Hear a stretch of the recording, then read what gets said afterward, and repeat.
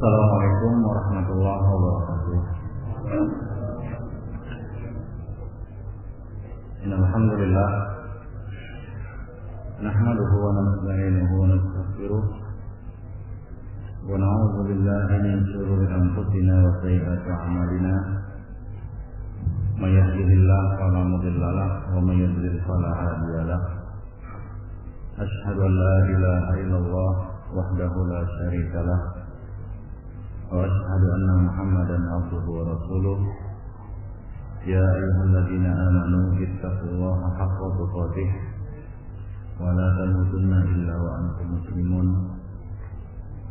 Amma ba'du, fa inna ahsanal kalami kalamullah wa khairal hadi hadi Muhammad sallallahu alaihi wasallam wa syarrul umur muhdatsatuha wa kullu muhdatsatin bid'ah wa kullu bid'atin dhalalah wa kullu dhalalatin finnar. Ikhwan fillah, azani Allah wa iyyakum jami'an. Pertama-tama marilah kita panjatkan puji dan syukur kepada Allah Subhanahu wa taala. Sangat banyak karunia yang telah diserahkannya kepada kita, yang mana kalau kita berupaya untuk menghitungnya, kita tidak akan mampu untuk menghitungnya. Di antaranya nikmat kesehatan, nikmat kelapangan waktu, hingga kita bisa hadir di tempat ini dalam keadaan sehat walafiat. Dan lebih dari itu, nikmat Islam dan nikmat sunnah, hingga pada saat ini sampai hari ini kita masih berada di atas agamanya dan berjalan di atas sunnah Nabi-Nya sallallahu alaihi wasallam. Mudah-mudahan dengan rasa syukur kita kepada Allah Subhanahu wa taala akan terus menambah nikmat-nikmatnya kepada kita semua. Sesuai dengan janjinya, la in syakartum la azidannakum wa la in kafartum inna 'adzabi lasyadid. Salawat dan salam tidak lupa kita infakkan untuk Nabi kita Muhammad sallallahu alaihi wasallam, yang telah memberikan kepada kita teladan yang baik, menuntun kita di jalan Allah Subhanahu wa taala, mengantarkan kita kepada jalan Allah, hingga pada hari ini kita dapat mengenal hidayah, dapat mengenal Islam, dapat mengenal tauhid, dan dapat mengenal sunnah. Demikian pula salawat dan salam ini kita limpahkan untuk keluarga beliau, sahabat-sahabat beliau, dan semua orang yang mengikuti beliau sampai hari kemudian kelak. Ikhwan fillah, azani Allah wa iyyakum jami'an. Kita telah membahas beberapa materi, beberapa poin. Maka kita akan lanjutkan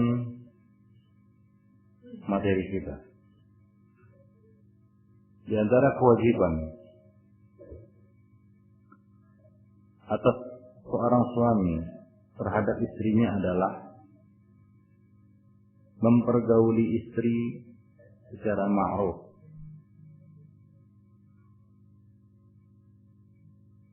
Ini merupakan kunci kebahagiaan rumah tangga, yaitu bagaimana seorang bergaul, bermuamalah dengan istrinya secara baik, secara ma'ruf. Suami yang saleh adalah yang memiliki perilaku yang kepribadian yang karakter yang menawan, lagi dermawan, murah hati, akan memberikan kebahagiaan kepada istri dan keluarganya, kepada istri dan anak-anaknya. Walau apapun yang terjadi di antara mereka, sekalipun hidup mereka serba pas-pasan, bahkan mungkin kekurangan, namun hati mereka merasakan kebahagiaan, ya, apabila mereka mendapatkan perilaku yang baik dari ayah mereka, dari suaminya, dari suami mereka. Para istri akan merasakan kebahagiaan. Demikian juga anak-anak. Sebaliknya, betapa banyak wanita yang menangis, merintih panjang hidupnya karena sifat buruk yang dimiliki oleh suaminya, perlakuan buruk suaminya terhadap dirinya. Padahal hidup mereka bergelimang dalam kemewahan dan kemegahan. Ini menunjukkan bahwa sikap dan perilaku merupakan faktor terpenting untuk menciptakan kebahagiaan di dalam rumah tangga. Maka dalam hal ini suami adalah orang yang terdepan untuk menebarkan akhlak-akhlak yang mulia di tengah-tengah keluarganya.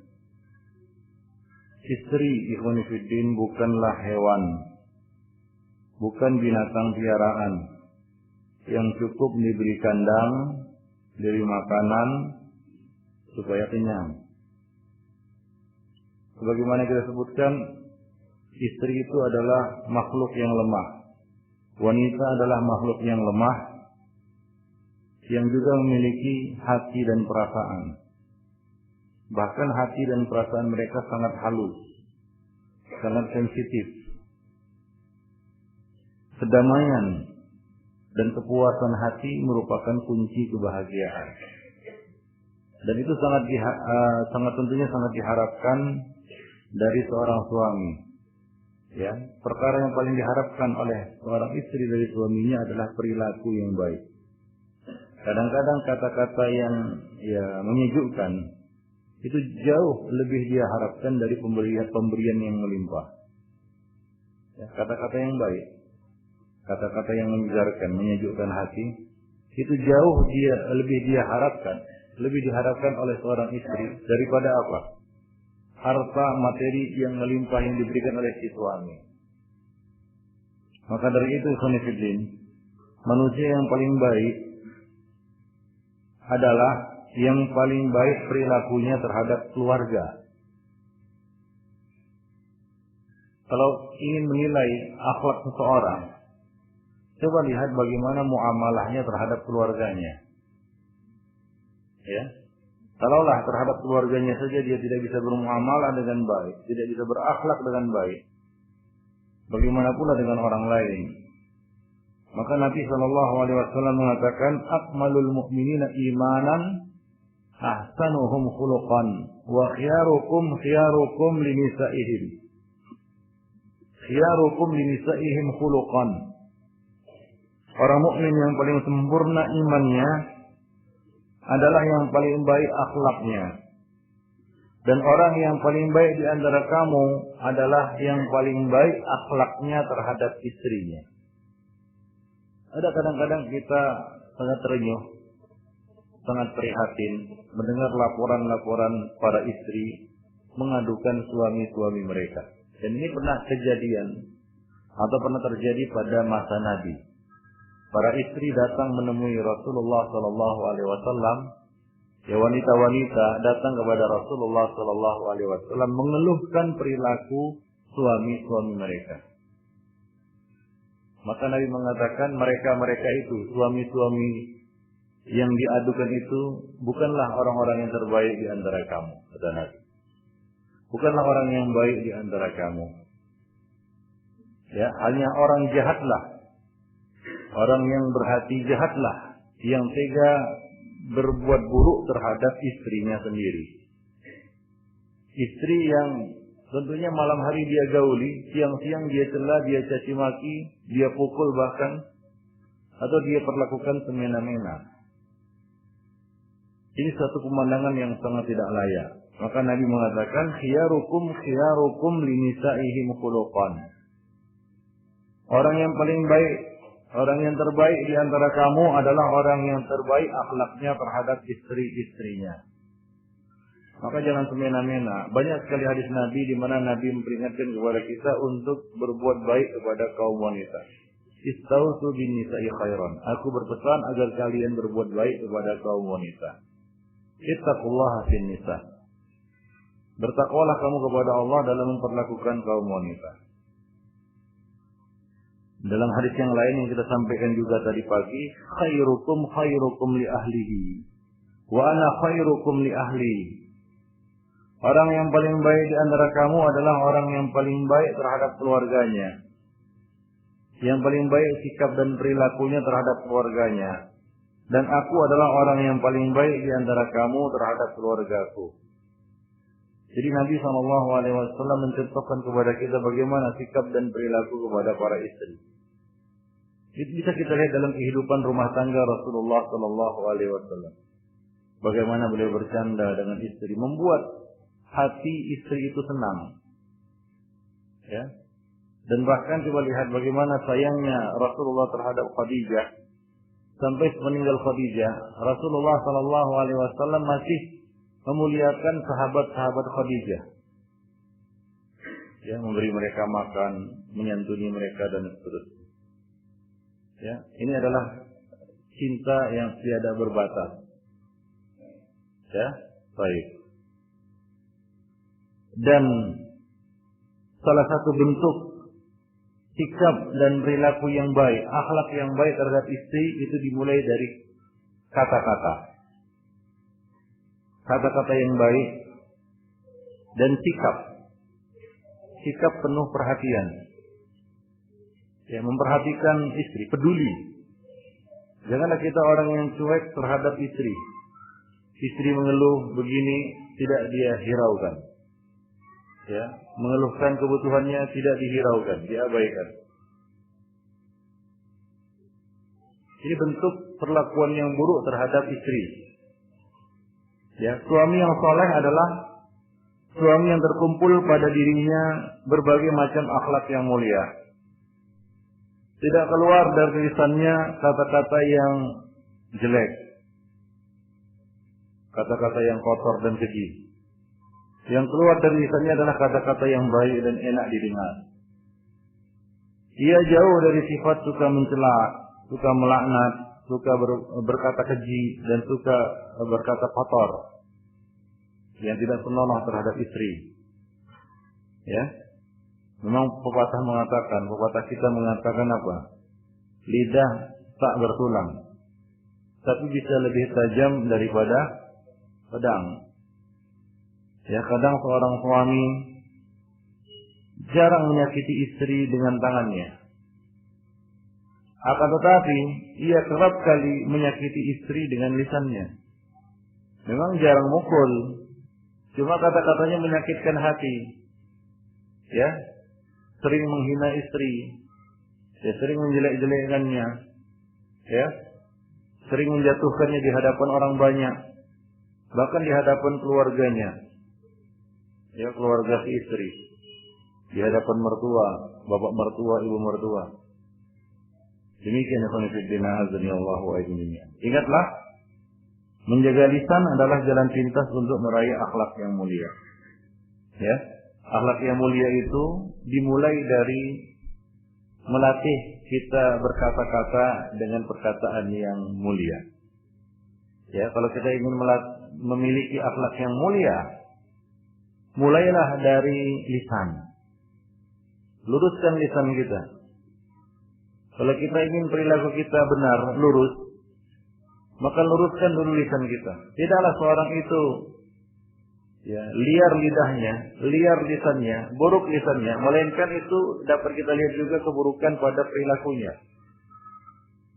Ya, hingga kebaikan lisan, kelurusan lisan itu ini merupakan salah satu tanda kebaikan akhlak. Ya, ucapkanlah kata-kata yang bermanfaat dan benar ya kepada istri. Baik. Ikhwani fillah azani Allah wa jami'an. Istri adalah orang yang paling banyak berinteraksi dengan kita. Ya. Sehari-hari mungkin belasan jam kita bermuamalah, berhubungan dengan istri. Maka saat berbicara dengannya, gunakanlah kata-kata dan ungkapan yang menarik, ungkapan yang menyegarkan, Ya, Rasulullah SAW mengatakan, kullu kalimatin thayyibatin sadaqah. Setiap kata-kata yang baik itu adalah sedekah. Kata-kata yang baik itu adalah sedekah. Nah, dalam hal ini peluang untuk bersedekah yang paling banyak adalah kepada istri. Karena istri selalu bersama kita. Ya, maka gunakanlah kesempatan untuk bersedekah ini ya kepada istri kita. Ucapkan kata-kata yang baik kepadanya, ya, memotivasinya untuk taat, memotivasinya untuk kita katakan tunduk kepada perintah Allah dan Rasulnya, ya, menasihatinya kepada arah yang benar. Ya, Rasulullah juga bersabda, ittaqun nar walau bisikki tamrah fa in lam tajid fa bi kalimatin thayyibah. Hindarilah api neraka meskipun hanya dengan sebiji buah korma. Barang siapa yang tidak memilikinya, maka cukup dengan kata-kata yang baik. Ya, cukup dengan kata-kata yang baik. Nah, demikian Ikhwanuddin. Di samping itu, kata-kata yang mulia ini akan menumbuhkan kesan bahwa kita begitu perhatian dan sayang kepadanya. Ya, tentunya tidak akan bisa diterima akal sehat. Kita katakan, wah, saya sayang sama kamu. Habis itu apa? Ya, kita panggil dia dengan sebutan-sebutan yang tidak senonoh. Ya, kata-kata yang kasar lah, pasaran. Ya, tentunya dia akan bertanya-tanya dalam hatinya, benar enggak dia? Suami saya ini cinta sama saya. Jangan-jangan hanya pengakuan lisan saja. Karena dari zahir lisannya yang terucap itu begitu menyakitkan hati. Ya, nah demikian. Karena kata pepatah mengatakan bahwa hati itu adalah periuk bagi apa yang lisan itu adalah penutup bagi apa yang ada di dalam hati. Begitu lisan terbuka, maka akan nampaklah apa yang ada di dalam hati. Ikhwani fi din azani Allah wa iyyakum jami'an.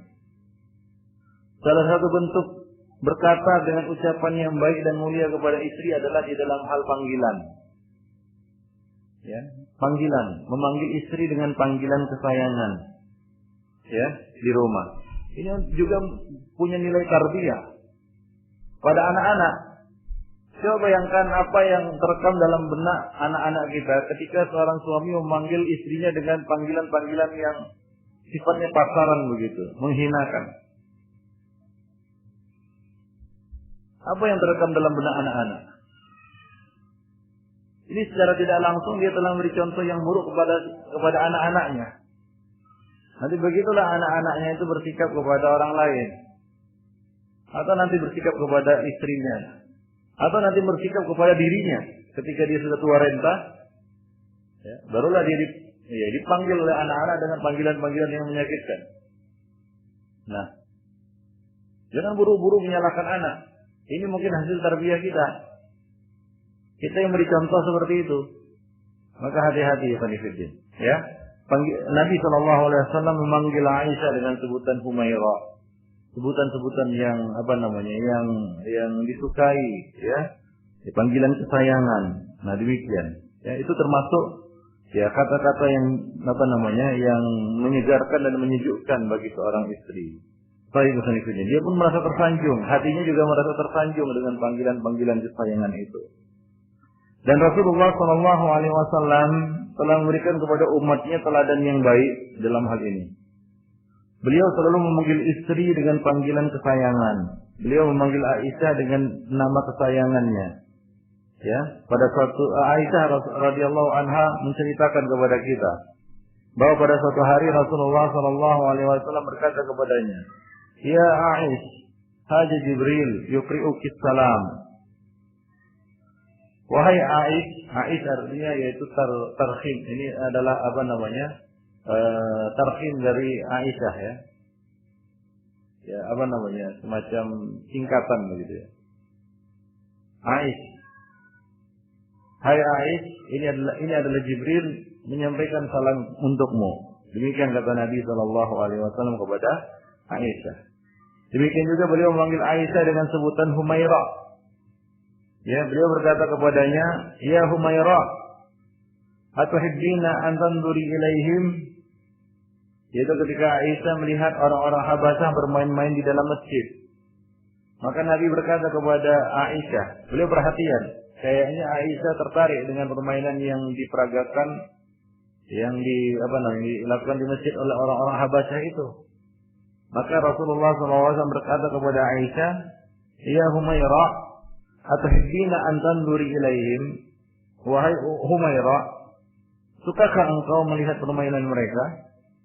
Ya, kemudian Nabi SAW menyilakan Aisyah untuk melihatnya. Ya, demikian yang kami coba lihat betapa bahkan dalam riwayat disebutkan bahwa Aisyah bersandar pada bahu Rasulullah SAW untuk melihat permainan itu. Jadi Nabi mendampinginya. Ini adalah bentuk, ya kita katakan apa? Perhatian seorang suami terhadap istri-istrinya. Ikhwanifiddin azanillahu wa iyyakum. Baik. Humairah itu sendiri artinya adalah gadis kecil yang putih kemerah-merahan kulitnya. Ya, satu panggilan kesayangan lah kita katakan. Ya, pujian begitu. Ya, jangan seperti yang kita contohkan tadi. Ya, memang istrinya sih agak gelap kulitnya. Panggilnya apa? Kling. Iya, cuman yang manis sedikit kenapa? Ya, seperti si hitam manis kan begitu. Ini enggak sekeling. Menghinaan. Di Medan saja kampung keling sudah dihapus.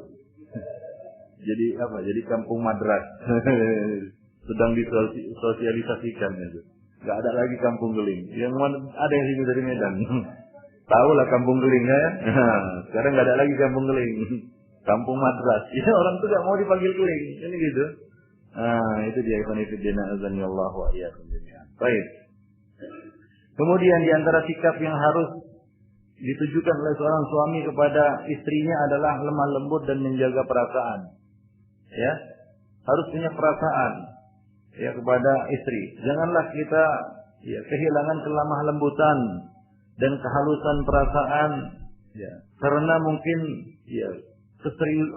sikap kita yang terlalu serius, atau karena keegoisan, atau karena kita adalah orang yang kasar memang tabiatnya, sehingga membuat istri merana dan menderita. Rasulullah adalah seorang yang kesatria, jantan, ya, seorang pria sejati. Namun bukan berarti kejantanan itu, kekesatriaan itu ditunjukkan, dipamerkan kepada istri. Ya, bukan begitu cara menunjukkan bahwasanya diri kita kesatria, diri kita jantan. Lawannya bukan istri, ikhwanifiddin. Ya, paringnya bukan istri. Ya, seolah-olah ingin mendominasi dan menundukkan istri. Istri itu harus berada di bawah telapak kakinya, kan begitu. Ya, menunjukkan superioritasnya di dalam rumah tangga. Nah, ini tidak benar, ikhwanifiddin. Ya. Namun Rasulullah SAW begitu lembut dalam memperlakukan istri-istri beliau, bahkan memperlakukan wanita. Nabi berkata kepada pelayannya, yaitu Anjasah, ketika membawa kedup onta, di atasnya ada para wanita. Nabi berkata kepadanya, "Ruwaidaka ya Anjasah, tauqaka bil qawarib." Dan riwayat lain, "Rifqan ya Anjasah bil qawarib." Hai Anjasah, hati-hati dan lemah lembutlah membawa botol kaca.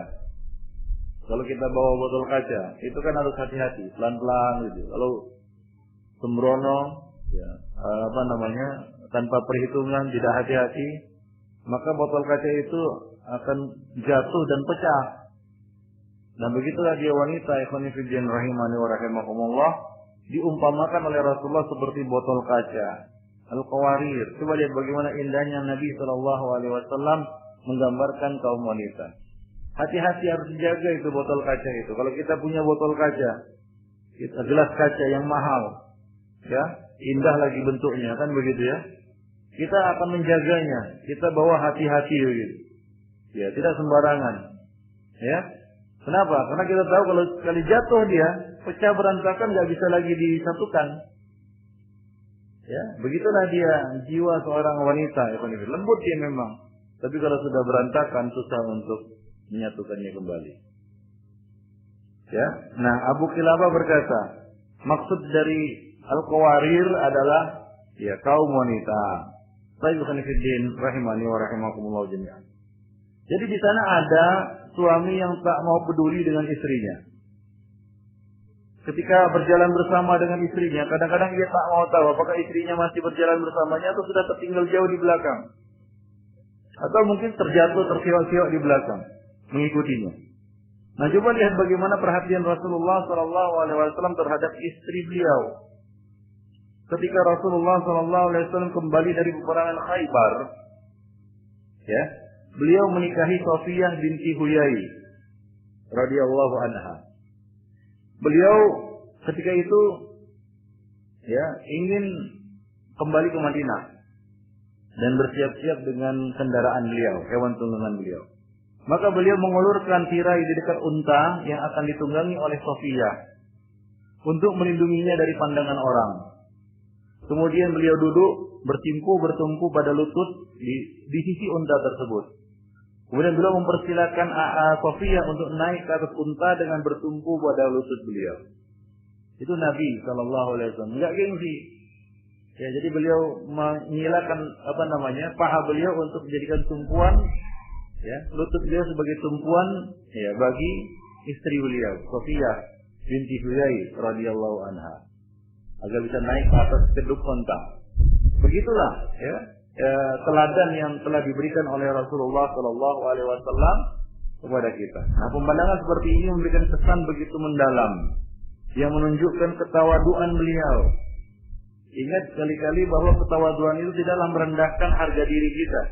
Bahkan kalau kita bersikap tawadu karena Allah Subhanahu wa taala akan meninggikan derajat kita. Ya. Rasulullah SAW telah memberikan teladan kepada para suami bahwa bersikap tawadu terhadap istri bukanlah suatu hal yang tabu dan tidaklah merendahkan martabat mereka, tidak merendahkan martabat suami. Coba lihat beliau mempersilakan lututnya sebagai pijakan kaki untuk istri beliau tercinta, membantu, ya, agar mudah naik ke atas onta. Dan beliau juga dalam riwayat yang tadi siang kita bacakan, ya, yang diceritakan oleh Aisyah bahwa beliau, ya, membantu pekerjaan rumah tangga, ya, membantu pekerjaan istrinya. Itu semua Ikhwan Fillah sama sekali tidak mengurangi derajat dan kedudukan beliau sebagai seorang nabi dan sebagai seorang kepala rumah tangga.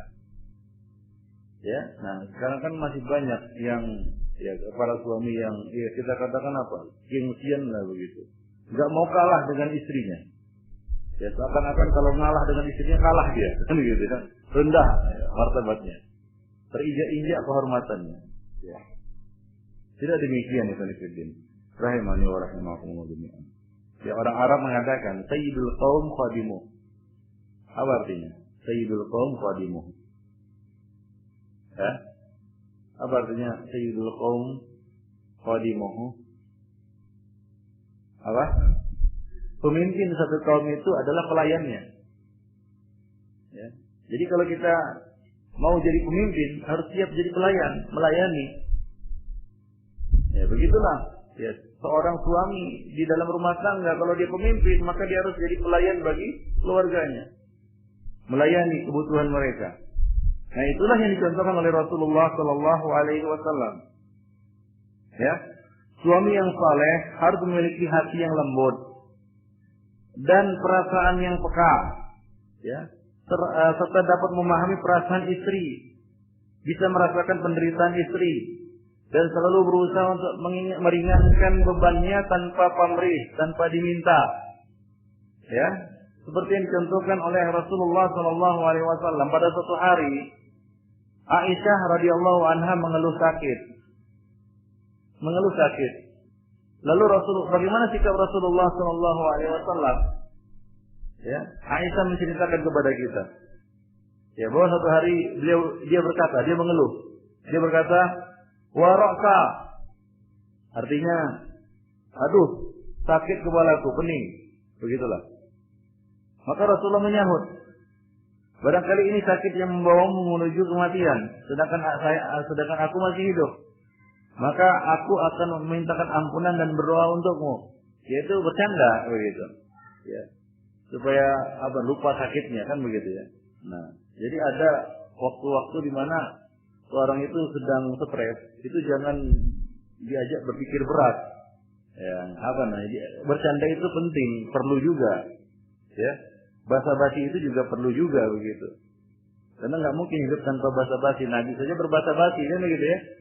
Ya, ketika ada seorang yang pemimpin satu kaum datang, Rasulullah berbasa-basi dengan yang mengatakan, bisa akul asyirah. Nikma akul asyirah. Sebaik-baik pemimpin satu kaum. Ya, ada seorang pemimpin kaum datang, Nabi berbasa-basi dengannya. Ya. Setelah dia pergi, Nabi mengatakan, bisa akul asyirah. Seburuk-buruk pemimpin yang orang ini. Maka Aisyah bertanya kepada Rasulullah, kamu berbasa-basi kepadanya. Ya, sementara kamu mengatakan perkataan itu, maka Nabi mengatakan, inna min syarrin nas man tarakahun nas itiqa syarihi. Sesungguhnya seburuk-buruk manusia adalah yang dijauhi oleh manusia karena keburukan akhlaknya. Ya, karena apa? Keburukan akhlaknya. Baik. Jadi kadang-kadang perlu juga bercanda dengan istri. Nabi SAW yang memanfaatkan momen-momen tertentu untuk bercanda dengan istri. Ya, bercanda dengan istri.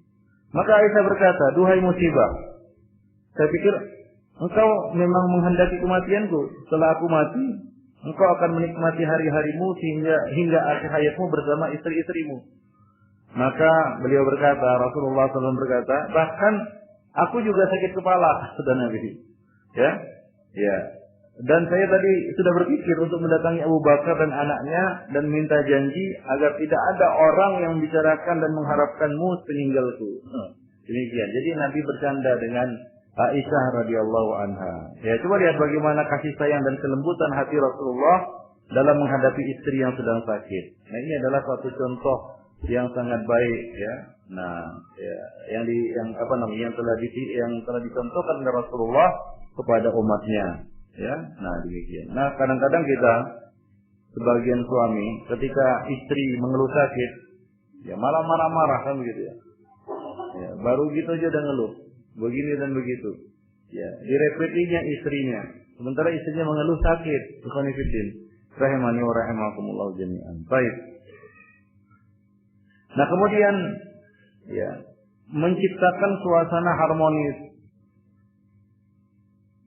Misalnya apa? Dengan permainan yang dibolehkan, senda gurau, candaria di dalam rumah tangga. Nah, hendaknya seorang suami ketika dia sudah tiba di rumahnya, pulang ke rumahnya, hendaklah dia menjadi seorang bapak, seorang suami, seorang pemimpin, seorang penghibur. Di rumahnya menghibur anak dan istrinya. Coba lihat bagaimana Rasulullah SAW menghibur hati istrinya, menghibur anak-anak Hasan dan Hussein, bermain-main dengan mereka. Beliau menjulurkan lidah beliau untuk apa? Ya, supaya terhibur anak-anak itu, kan anak-anak itu perlu dicandai juga. Ada sebagian suami yang kaku, anti hiburan, nggak mau dia menghibur istrinya. Pelit sekali kan begitu ya. Senyum aja mahal. Terlalu serius dalam hidup, stres nanti. Ya. Ada waktu-waktu kita perlu penyegaran. Dan Nabi SAW juga telah mengatakan, kullu syai'in laisa min dzikrillahi lahwan wa la'ibun.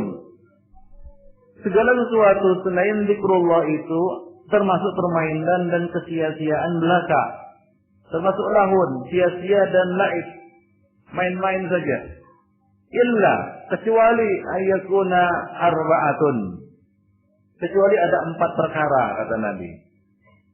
Ya, itu bukan zikrullah, itu mutlak permainan, akan tapi bermanfaat. Yang pertama kata Nabi, mula'abatur rajuli imra'atahu. Yaitu seorang suami yang mencandai istrinya. Yang mencandai istrinya. Kemudian Nabi mengatakan wa ta'dibur rajuli farasahu. Seorang yang melatih kudanya. Kemudian wa masyur rajuli baina gharadaini. Seorang yang berjalan menuju 2 sasaran, yaitu melatih memanah. Melatih apa? Memanah. Kemudian yang terakhir wa ta'limur rajuli as-sibaha. Yaitu seorang yang berlatih renang. Itu permainan, tapi ini berpahala. Ya, permainan yang lain mungkin ya mubah hukumnya, tapi nggak berpahala. Nah ini bermain tapi dapat pahala. Ya, kan enak main-main sama istri itu kan enak sebenarnya. Ya, ada unsur apa namanya ya kita katakan permainan kan begitu ya. Ada juga unsur kesehatannya, sehat kita. Ada unsur apa namanya menciptakan keharmonisan dalam rumah tangga. Banyak sekali manfaatnya ya khonifuddin. Azanillahu wa iyyakum jami'an. Baik, bagaimana tunjukkan dan dicontohkan oleh Nabi sallallahu alaihi wasallam. Ya, beliau pernah mengajak Aisyah radhiyallahu anha untuk apa?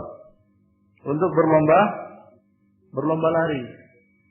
Ya, ketika itu Rasulullah sallallahu alaihi wasallam ini Aisyah yang mengisahkan kepada kita ya. Aisyah radhiyallahu anha menceritakan kepada kita bahwa pada suatu hari aku ikut bersama Rasulullah dalam sebuah lawatan, perjalanan. Pada waktu itu aku masih seorang gadis yang ramping. Ya, maka beliau menyuruh rombongan agar bergerak terlebih dulu. Ya, rombongan untuk maju terlebih dulu. Beliau tertinggal di belakang. Tapi ada tujuannya ini. Jadi olahraga bersama istri yang dilakukan oleh Rasulullah bersama Aisyah itu direncanakan. Kadang-kadang seorang suami mengatakan kalau istrinya minta, ya olahraga lah mas.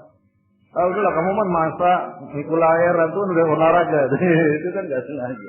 Jadi direncanakan, memang diniatkan untuk olahraga, untuk bermain-main. Ya, seperti yang dilakukan oleh Rasulullah Sallallahu Alaihi Wasallam. Nabi menyuruh rombongan untuk jalan dulu. Ya, beliau bersama Aisyah tertinggal di belakang. Nah, kemudian beliau berkata kepada Aisyah, beliau berkata kepadaku, "Ta'ali, kemarilah, sekarang kita lomba lari," kata Nabi. Coba lihat, menciptakan permainan ya dengan istri yang membuat hati istri itu gembira. Lomba lari kita yuk.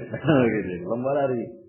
Maka aku pun meladeni Rasulullah kata Aisyah. Dan akhirnya aku dapat mengungguli beliau.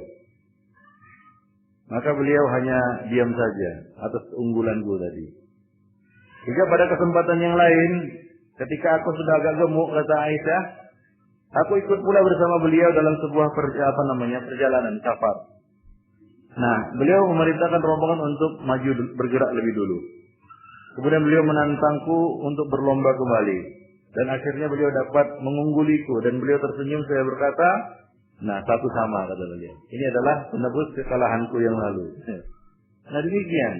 Jadi tercipta keharmonisan di dalam rumah tangga. Nah, kalau rumah tangga itu sudah harmonis, ya komunikasi pun jadi lancar. Ya. Kalau hati istri itu sudah riang gembira, maka dia juga tidak canggung dan segan untuk berkomunikasi dengan apa? Dengan suaminya. Maka muncul banyak sekali ide-ide yang cemerlang di dalam membina satu rumah tangga yang bahagia, dalam mendidik anak dan lain sebagainya. Tapi kalau sudah deadlock, komunikasi gak ada, ya ketemu pun gak cakapan, kan begitu ya? Ya. Bagaimana itu bisa tercipta rumah tangga yang sakinah? Baik. Nah, jadi hendaklah itu bahkan dalam hal ini khonifuddin, untuk mengambil hati istri, untuk menyenangkan hati istri, bahkan Rasulullah syariat membolehkan dusta. Ya, boleh dusta. Ini termasuk dusta yang diperbolehkan, bohong yang diperbolehkan. Coba lihat betapa besar perhatian Islam untuk menciptakan kebahagiaan yang hidup di dalam rumah tangga, sampai-sampai seorang suami diperbolehkan bohong jika tujuannya adalah untuk mendatangkan kebahagiaan istri atau untuk mendamaikan perselisihan. Ya, bukan untuk berbuat aniaya. Ya. Ummu Kulthum binti Uqbah mengatakan, saya tidak pernah sekalipun Rasulullah Sallallahu Alaihi Wasallam membenarkan dusta. Aku tidak pernah mendengar Rasulullah Sallallahu Alaihi Wasallam membenarkan yang namanya bohong. Ya, sama sekali. Aku tidak pernah mendengar Nabi Sallallahu Alaihi Wasallam membolehkan yang namanya bohong, kecuali pada 3 tempat, kata beliau. Ketika seorang berbicara untuk mendamaikan perselisihan, atau seorang berbicara dusta sebagai taktik dan siasat perang, atau seorang berbicara kepada istrinya untuk membahagiakannya, atau sebaliknya, istri berbicara bohong kepada suaminya untuk menyenangkan hati suami. Misalnya, ya memujinya, ya supaya hatinya tersanjung kan begitu ya, tumbuh kepercayaan dirinya, wah bagus sekali kerjamu gitu ya. Enak kali masakannya hari ini. Tapi ya kalau tambahin ini, tambahin lagi nih gitu ya. Seperti itu. Untuk membahagiakan, timbul kepercayaan dirinya. Tapi kalau dicela terus, siapa masa ini? Rasa apa ini? Dan mencela. Ya, apa itulah dilakukan oleh istri. Ya, nah ini akan menjatuhkan mentalnya. Ya, nah kadang-kadang perlu itu berbahasa basi, bahkan apa? Ya bercampur sedikit ya unsur-unsur bohong lah kita katakan untuk membahagiakannya kan begitu ya. Nah, apa kata Nabi sallallahu alaihi wasallam? La yasluhu al-kadhib illa fi salat. Ya, la yasluhu al-kadhib illa fi salat. Dusta atau bohong tidak dibenarkan kecuali pada 3 perkara. Yuhadditsu ar-rajulu imra'atahu liyurdiha. Ya, salah satunya adalah seorang suami berbicara bohong kepada istrinya dengan tujuan untuk membuatnya ridho. Kan begitu ya? Untuk membuatnya apa? Ridho. Nah, kadang-kadang kita perlu berbahasa basi dan menjalankan siasat yang bijak di dalam menghadapi istri. Ya, nah demikian ikhwan fillah rahimani wa rahimakumullah jami'an. Baik. Nah, kemudian sifat yang harus kita miliki juga sebagai seorang suami adalah sifat santun dan sabar. Ya, menghadapi istri itu harus banyak bersabar. Menghadapi wanita itu harus banyak bersabar. Maklum saja akal mereka kurang. Ya, akal mereka kurang. Kata Nabi apa? Mereka adalah naqisatu aqlin wa din. Makhluk-makhluk yang kurang akal dan agamanya. Ya, maka tidak mungkin di sini istri yang terus dituntut untuk bersabar. Sementara suami enggak ada sabarnya. Justru suamilah yang harus banyak-banyak bersabar. Nabi mengatakan tidak layak bagi seorang mukmin untuk la yafruqanna mu'minun mu'minatan, kata Nabi. Ya. Janganlah seorang mukmin itu membenci seorang mukminah, artinya istrinya. In kariha minha khuluqan radiya minha ghairahu.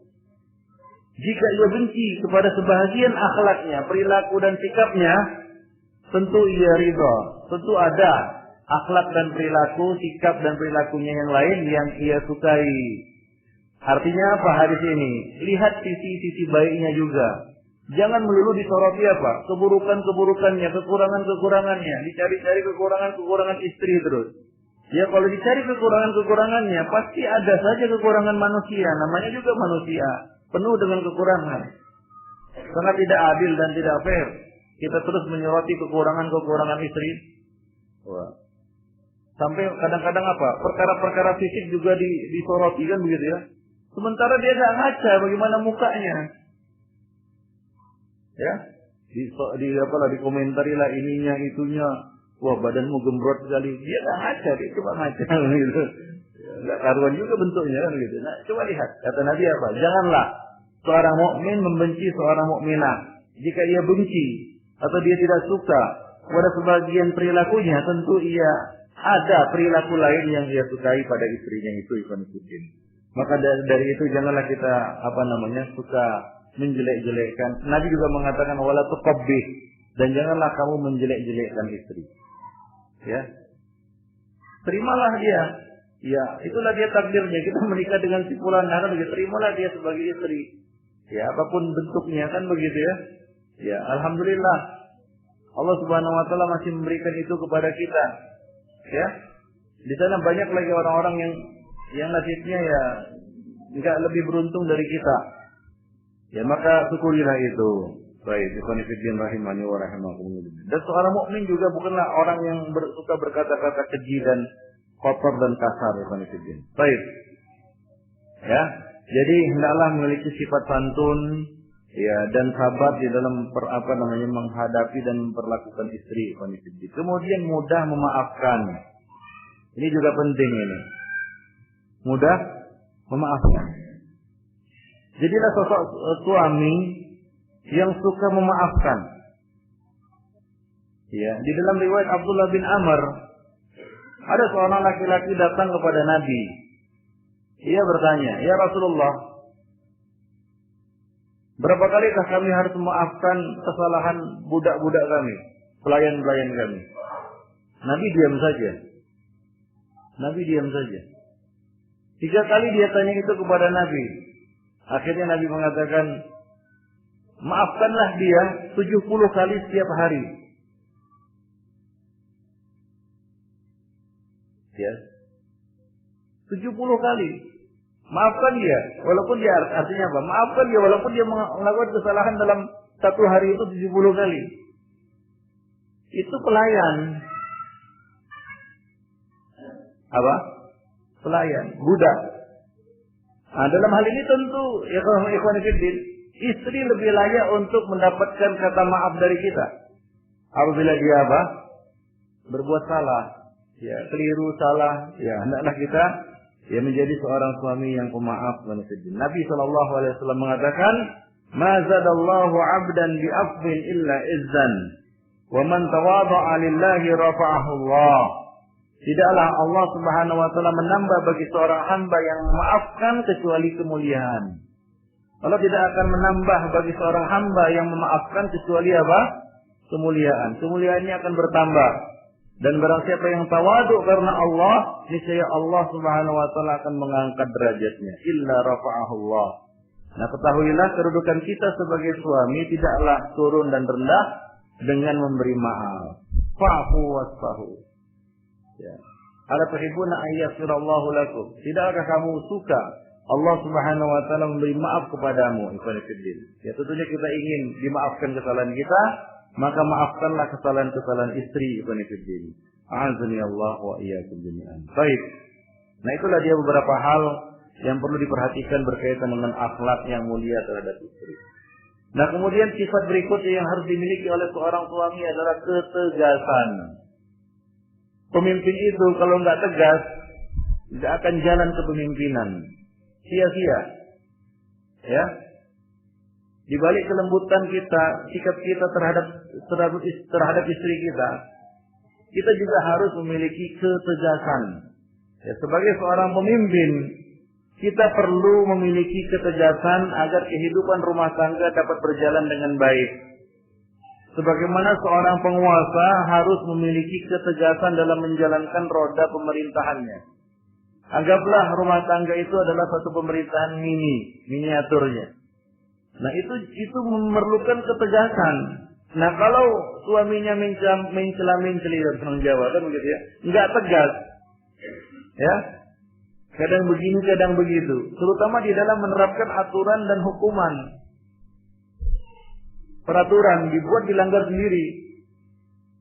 Ya, nah itu lebih-lebih lagi itu. Maka tidak akan ada ketegasan di dalam rumah tangga tersebut. Ya, tanpa ketegasan bisa jadi anggota keluarga akan meremehkan aturan-aturan dan norma-norma dalam keluarga. Sehingga hilanglah hikmah disyariatkannya kepemimpinan dalam rumah tangga.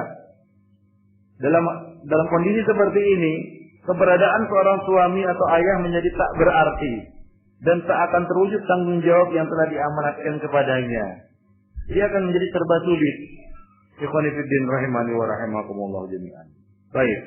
Namun ingat, ketegasan yang dilakukan oleh seorang suami selaku kepala keluarga harus melihat kepada manfaat dan permasalahan yang terjadi, yaitu melihat situasi dan kondisi. Ya, jadikanlah ketegasan itu sebagai obat dalam mencegah munculnya nusyuz, yaitu pembangkangan, kedurhakaan istri. Ya, jadi bukan ketegasan yang salah kaprah. Jadi beda antara ketegasan dengan kekerasan. Kekerasan dalam rumah tangga itu diharamkan, atau KDRT. Ya, kekerasan dalam rumah tangga itu diharamkan dalam Islam. Ya. Di tengah-tengah manusia sendiri, yang namanya KDRT itu dilarang, bukan demikian. Pelakunya pun bisa masuk penjara. Nah, di dalam Islam juga diharamkan itu KDRT. Nah, ketegasan di sini bukan maksudnya kekerasan. Jadi beda ya antara kekerasan dengan ketegasan. Tegas itu Ya, bukan berarti harus keras. Ya, tegas itu adalah kita mempertahankan prinsip. Ya, tidak mudah goyah, tidak mencela-mencela. Pasang prinsip tapi dilanggar sendiri atau dirobah sendiri. Nah, ini akan menghilangkan kewibawaan konflik. Baik. Adapun kekerasan di dalam rumah tangga, nah ini Islam tidak membenarkannya. Nah, di sana ada bentuk-bentuk kekerasan dalam rumah tangga. Di antaranya adalah, ya, ini termasuk bentuk-bentuk kekerasan dalam rumah tangga. Yang pertama adalah menghentikan nafkah. Ya, menghentikan pemberian nafkah. Menyetop pemberian nafkah. Nah, ini termasuk kekerasan dalam rumah tangga. Tidak memberikan uang belanja kepada istri. Dia berkata kepada istrinya, ini bulan ini libur ya, nggak ada belanja katanya. Nah, ini termasuk kekerasan dalam rumah tangga. Jadi yang namanya kekerasan dalam rumah tangga itu bukan hanya dalam bentuk pukul-pukulan, tendang-tendangan, tampar-tamparan, bukan. Ya, menyetop nafkah, ya, kebutuhan hidupnya, itu juga termasuk kekerasan dalam rumah tangga. Nah, kemudian yang kedua, memukul tanpa hak. Memukul tanpa hak, tanpa alasan. Salah sedikit main pukul. Kadang-kadang nggak salah pun dipukul. Ada seorang suami yang buat beringat, kejam. Tapi kejamnya biasanya sama istrinya saja. Ya. Pulang-pulang dipukulinya istrinya. Mungkin karena kesal. Ya, karena ada masalah di luar rumahnya. Lalu kekesalan itu dia timpakan, dia lampiaskan kepada istri. Nah, ini termasuk KDRT. Atau dengan alasan tapi ini yang ketiga, dia mukul dengan alasan tapi dengan pukulan yang mencederakan, menyebabkan cedera. Nah, ini juga termasuk KDRT. Kemudian yang keempat, memisahkannya di selain tempat tidur. Yang namanya pisah ranjang itu bukan cabut minggat dari rumah. Nah, ini masih banyak orang-orang yang ketika dia memutuskan untuk pisah ranjang, nggak ngerti dia bagaimana cara pisah ranjang itu. Dia cabut minggat dari rumah, berhari-hari nggak pulang ke rumah, sehingga si istri kebingungan. Ya, lebih parah lagi kalau istri yang minggat dari rumah, itu lebih lagi itu. Jadi yang namanya pisah ranjang itu di dalam rumah. Apa kata Nabi? Wala tahjur illa fil bait. Dan janganlah kamu pisah ranjang kecuali dalam rumah. Ya, misalnya bagaimana pisah ranjang ini mengamalkannya? Nah, istri tidur di kamar, kita tidur di dapur, kan begitu. Itu namanya pisah ranjang. Ya? Atau di ruangan tamu, kan begitu. Wah, ini kita lagi kesel sama istri, mungkin istri bertingkah kan begitu ya, perlu diberi pelajaran, sudah diomongi nggak bisa juga. Maka ini semeti yang kedua, pisah ranjang. Ya, malam ini abang tidur di ruang tamu, tidur di ruang tamu. Nah, itu dia pisah ranjang. Ya, bukan cabut minggat dari rumah. Itu salah itu. Demikian ikhwanifidillah azan ya Allah wa yakum jami'an. Nah, kemudian menyetop kebutuhan biologisnya, kebutuhan batinnya, tidak menggaulinya dalam waktu yang lama. Ya, ini termasuk KDRT juga ini. Ya, kalau dulu Umar memberikan batas waktu 4 bulan ya. 4 bulan. Di mana itulah kira-kira wanita bisa bertahan tanpa kebutuhan biologis. Ya, tanpa dipenuhi kebutuhan biologisnya. Baik. Jadi jangan di-stop kebutuhan batinnya ini. Itu termasuk KDRT juga. Kemudian yang kelima, yang keberapa? Yang keenam.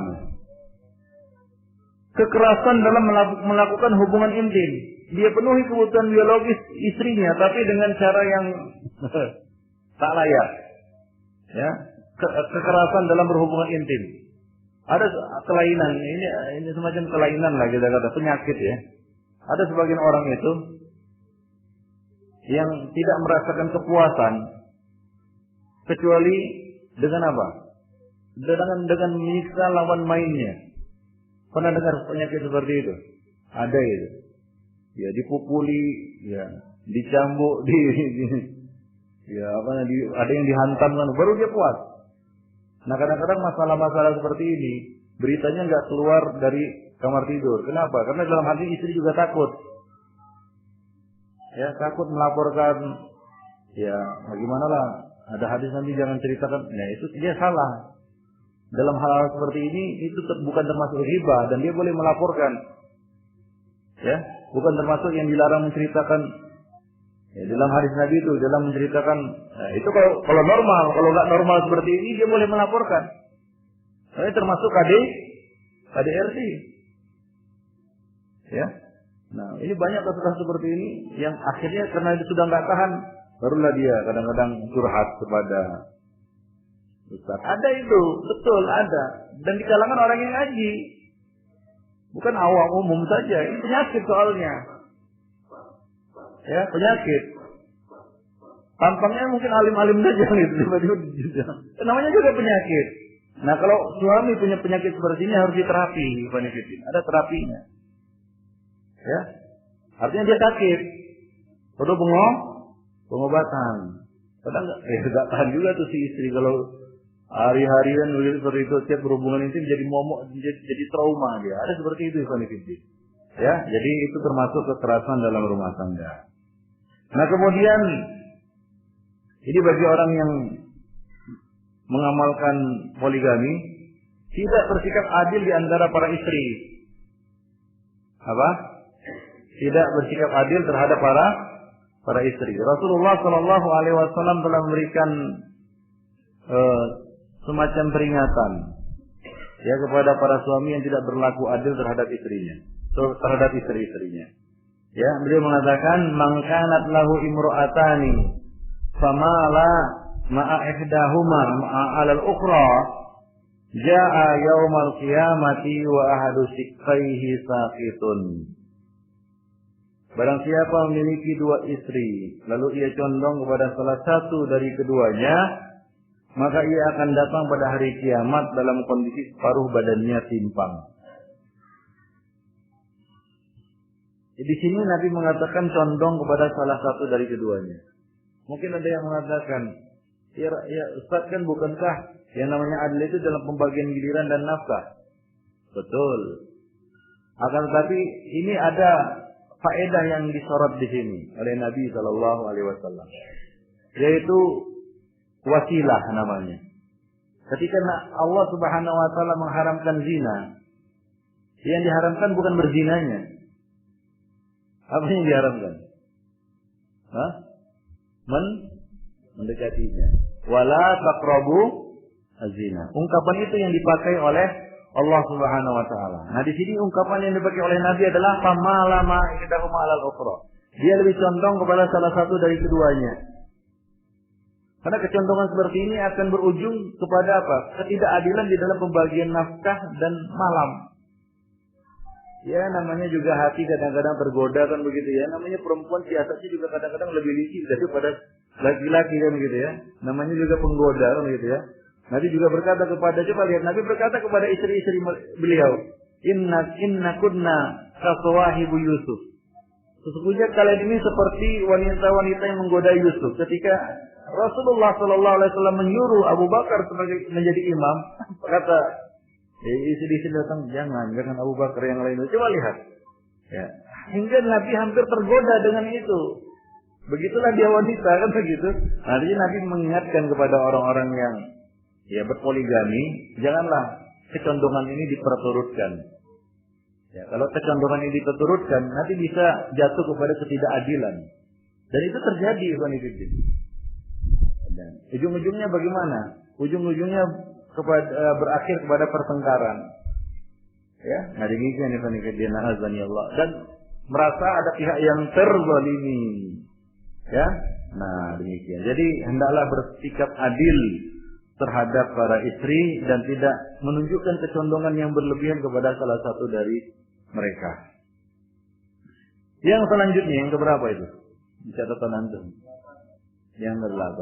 Termasuk KDRT adalah melontarkan tuduhan keji tanpa bukti kepada istri.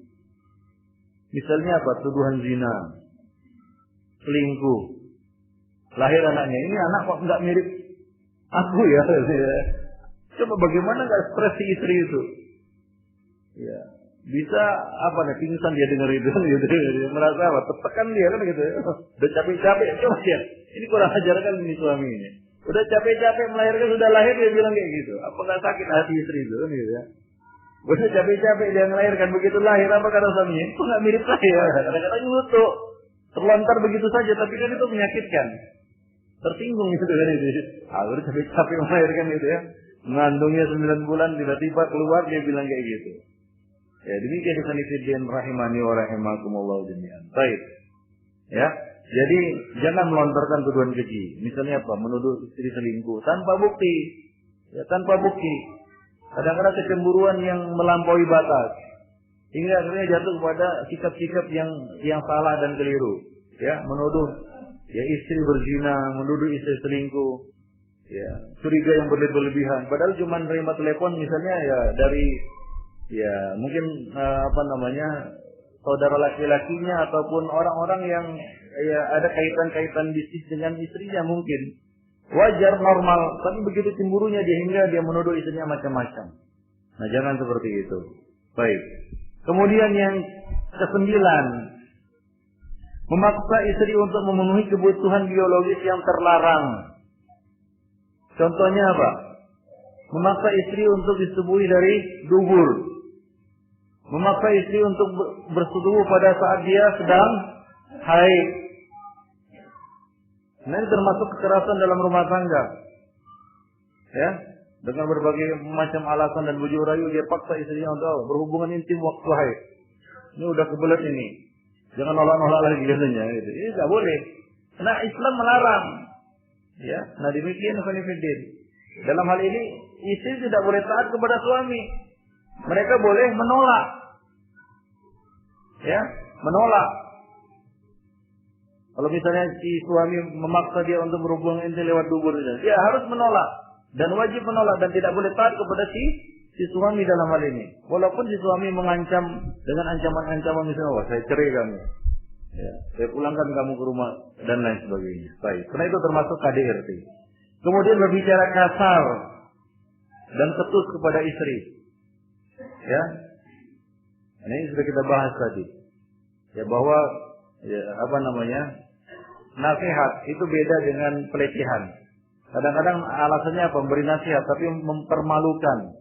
Nah, tidak boleh mempermalukan ya istri di hadapan orang banyak. Memarahi istri di hadapan orang banyak. Apalagi di hadapan anak-anak. Ini sangat tidak terpuji. Ya, memarahi istri, melampiaskan amarahnya kepada istri di hadapan anak-anak. Ya, kalau mau memarahi istri, maka marahilah dengan kata-kata yang santun. Ya, jangan kata-kata yang tidak senonoh. Kemudian yang kedua, janganlah memarahinya di hadapan keluarganya. Ya, apalagi di hadapan anak-anak. Dan juga jangan memarahinya di hadapan orang banyak. Baik. Nah, kemudian menghina dan melecehkan nasabnya. Ya, menghina dan melecehkan nasab ini termasuk perbuatan jahiliyah. Ya, jangan muncul sisi-sisi jahiliyah pada diri kita. Pernah terjadi Abu Dzar Al-Ghifari mencela seseorang karena nasab ibunya. Maka Rasul mengatakan kepada Abu Dzar ketika itu, "Ya Abu Dzar, innaka mru'un fika jahiliyah." Wahai Abu Dzar, engkau adalah seorang yang masih ada ciri-ciri jahiliyah, sifat-sifat jahiliyah. Itu apa? At-ta'nu fil ansab, melecehkan nasab. Ya. Karena berbeda suku misalnya, ya dia lecehkan suku istrinya. Wah, dasar orang ini kan gitu ya. Dan seterusnya. Ini enggak boleh. Ya, melecehkan nasabnya termasuk ya KDRT. Kemudian berburuk sangka, cemburu, berlebih-lebihan. Ya, kadang-kadang kata berlebih-lebihan, saking berlebih-lebihannya dia cemburunya ini ya, sampai berkomunikasi dengan ayahnya sendiri dia cemburu. Ada seperti itu.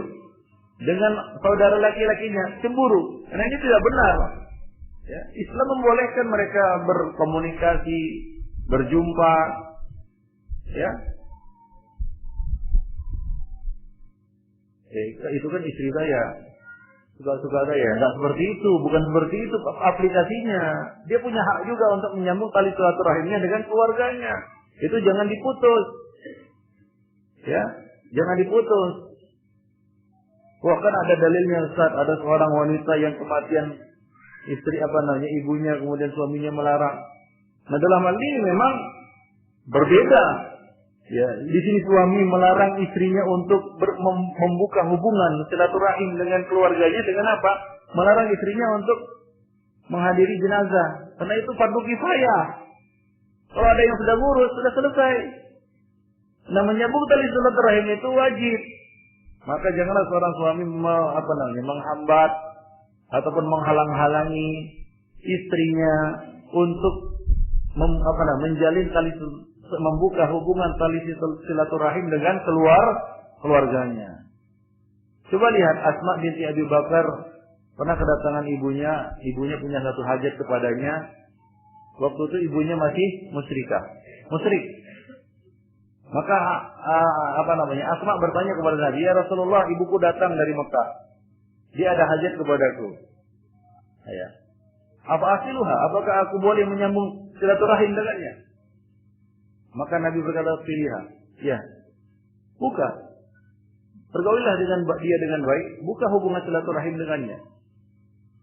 Nah, demikian, ya. Baik. Jadi janganlah seorang suami itu memutus ya istrinya dari apa? Ya, dari hubungan kekerabatan dari berhubungan dengan keluarga-keluarganya. Baik, khonifuddin rahimani wa rahimakumullah jami'an. Baik. Nah, kemudian ya di dalam memberikan hukuman khonifuddin. Nah, ini juga perlu diperhatikan. Pemberian hukuman. Nah, hukuman itu kadang-kadang perlu juga ditegakkan. Di dalam Islam ada 3 tingkatan yang perlu yang harus diperhatikan di dalam memberikan hukuman ini. Yang pertama dengan kata-kata, dengan omongan. Sanksi dengan apa? Dengan omongan. Kita berikan peringatan lewat kata-kata ya kepada istri. Kalau dia misalnya menunjukkan nusul, pembangkangan, sudah nampak keras kepalanya, menentangnya. Ya, maka langkah pertama yang harus ditempuh oleh seorang suami untuk memberikan hukuman adalah dengan memberikan peringatan. Beri peringatan. Tapi janganlah dengan kata-kata yang kasar, ya, mengandung unsur pelecehan dan penghinaan. Itu satu.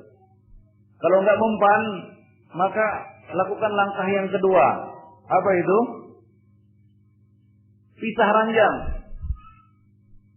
Ini pernah juga dilakukan oleh Rasulullah Shallallahu Alaihi Wasallam. Beliau pernah pisah ranjang dengan istri beliau selama satu bulan. Tapi apa? Jangan minggat dari rumah. Ya, hukumannya ini, yaitu pisah ranjang ini, jangan keluar dari rumah. Nabi mengatakan wala tahjur illa fil bait, dan janganlah pisah ranjang kecuali di dalam rumah. Kalau enggak mempan juga, baru langkah yang terakhir, yang ketiga, yaitu apa? Pukulan. Hanya saja di dalam memberikan hukuman berupa pukulan ini harus diperhatikan perkara-perkara berikut ini. Bukan asal pukul saja, kan begitu. Ada ketentuan-ketentuan yang harus diperhatikan oleh seorang suami jika ingin melakukan langkah ketiga ini, yaitu memberikan pukulan. Yang pertama adalah hendaknya pemukulan ini merupakan upaya yang terakhir. Upaya yang terakhir artinya apa? Langkah pertama, kedua sudah dilakukan, baru dilakukan pemukulan. Ya, bukan belum apa-apa sudah mukul. Ya, ini salah. Ini tidak pada tempatnya. Itu pemberian hukuman yang salah. Yang kedua, tujuan pemukulan itu adalah untuk memperbaiki, bukan untuk melampiaskan emosi dan amarah. Ini berbahaya. Walaupun tujuan pemukulan itu tidak mencederai, tapi kalau diiringi dengan emosi, kadang-kadang bisa kebablasan itu. Maka ketika kita memukul, tujuan kita itu adalah untuk memperbaiki. Jadi takdib, untuk meluruskan perilakunya, untuk tarbiyah, untuk pendidikan. Ya, bukan untuk melampiaskan emosi dan amarah. Itu yang perlu diperhatikan yang kedua. Yang ketiga, pemukulan itu harus dilakukan diam-diam. Artinya tidak di hadapan orang lain. Ya, tidak di hadapan anak-anak, tidak di hadapan keluarganya. Sebenarnya ini akan menumbuhkan permusuhan di hati mereka. Apalagi seorang suami memukul istrinya di hadapan anak-anaknya.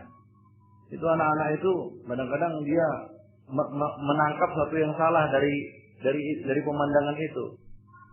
Dia akan tangkap, wah ini bapak saya kejam ini. Tunggulah gitu kalau saya sudah besar katanya. Dipukulinya bapaknya gitu. Karena ada kejadian seperti itu. Kenapa? Karena itulah yang dia lihat waktu kecil. ibunya dipukuli kan begitu ya. Maka janganlah memukuli istri, janganlah memberikan hukuman berupa pukulan kepada istri di hadapan anak-anak. Baik. Ini demi menjaga perasaannya. Kemudian yang keempat, hendaknya pukulan itu tidak menyebabkan cedera, tidak melukai kulit, tidak menyebabkan patah tulangnya. Ya. Maka dalam hal ini yang dipukul itu adalah bahu. Ya. Tidak boleh memukul tempat-tempat yang berbahaya. Misalnya apa? Ulu hati. Ya. Dan dikatakan bahwasanya pukulan itu hendaklah ya dengan apa? Dengan tusukan ya pada dada atau tepukan pada bahu kata Rasulullah disebutkan ya. Bahwa pemukulan itu cukup dilakukan dengan menekan dada atau menepuk punggung atau semisalnya, bukan dengan cara meluapkannya seperti seekor singa buas. Ya, memukul tanpa ampun. Ya, bukan seperti itu. Ya, baik. Kemudian yang berikutnya yang kelima, hendaknya pemukulan itu tidak dijadikan sebagai satu kebiasaan. Artinya apa? Jangan terus-menerus. Ya, pukulan selain hudud itu tidak boleh lebih dari 10 kali. Jangan berkali-kali kan begitu ya. Walaupun pukulannya ya ringan tapi sampai 1000 kali ya lembab juga itu. Jadi ada batasnya, tidak lebih dari 10 kali. Baik. Kemudian yang keenam, menghindari pemukulan wajah. Janganlah memukul wajah. Musuh saja tidak boleh dipukul wajahnya, apalagi istri. Ya, maka dalam ini menampar istri tidak boleh itu. Ya, menampar wajah itu tidak boleh. Nah, demikianlah hal-hal yang perlu diperhatikan berkaitan dengan hukuman dalam bentuk pemukulan ya Qadifidin. Azanillahu wa iyyakum jami'an. Dan yang terbaik adalah kalau bisa selesai masalahnya sebelum langkah yang ketiga ini. Ya. Nabi sallallahu alaihi wasallam cuma melakukan ya langkah yang pertama dalam kehidupan beliau berumah tangga. Nabi cuma melakukan dua langkah tadi dengan kata-kata dan dengan pisah ranjang. Beliau tidak pernah mengambil langkah yang ketiga. Artinya apa? Kalau bisa selesai masalah itu pada langkah yang kedua. Jangan sampai kita harus melakukan langkah yang ketiga. Demikianlah ikhwan fillah, a'azzani Allah wa iyyakum jami'an. Ya, pertemuan kita pada hari ini, pada malam ini mudah-mudahan bermanfaat bagi kita semua dan bisa kita amalkan dalam kehidupan rumah tangga kita, dalam rangka ya usaha kita, upaya kita untuk menciptakan sebuah rumah tangga yang sakinah, mawaddah dan rahmah. Kita bisa menjadi suami yang saleh, sebagaimana kita mengharapkan istri kita menjadi istri yang salehah. Demikianlah, mudah-mudahan ini bermanfaat. Aqulu qouli hadza wa astaghfirullah li wa lakum wa lisairil muslimin innahu huwal ghafurur rahim.